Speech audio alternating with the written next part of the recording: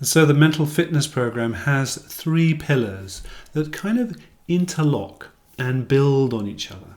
And here I'd like to describe what those are and say just a little bit about them.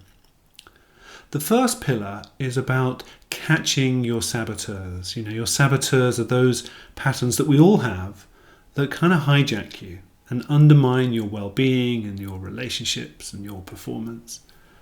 These might be patterns like being really critically judgmental of yourself or others, or being restless, or always avoiding things that are uncomfortable, or trying to control everything in a way that's not really realistic. And so this first pillar is actually being able to see these clearly and in a way just take half a step back from them. So that's the first pillar of mental fitness. The second pillar is what's called energizing the sage brain.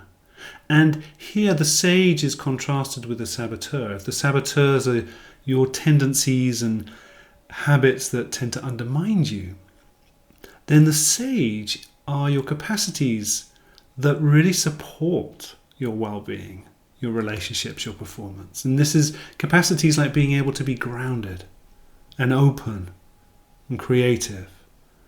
And actually the mental fitness program starts with this second pillar of energizing the sage brain, because if you haven't turned this on in small little ways throughout the day, then there's no chance of being able to catch the saboteurs. In a way, they catch you. And so this is a really important pillar. So there's catching the saboteurs, there's energizing the sage brain, and then the third pillar of mental fitness, this program, is using your sage powers, your abilities to be able to empathize,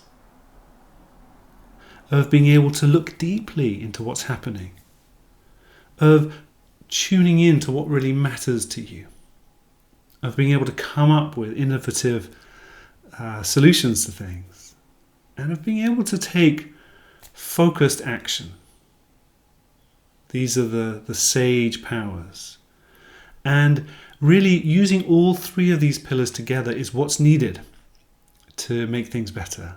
We need to be able to see when we get caught up without giving ourselves a hard time about it. We need to be able to turn on our capacities for being grounded and calm and open.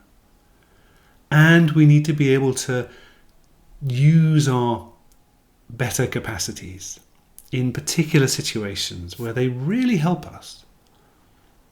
And so if this speaks to you, then you might like to look at the saboteur discovery session. This is the first step of this process. It's actually beginning to look at your own patterns. There's something as part of this called the saboteur assessment, where you start to get a sense of, what's actually real and true for me in my life at the moment.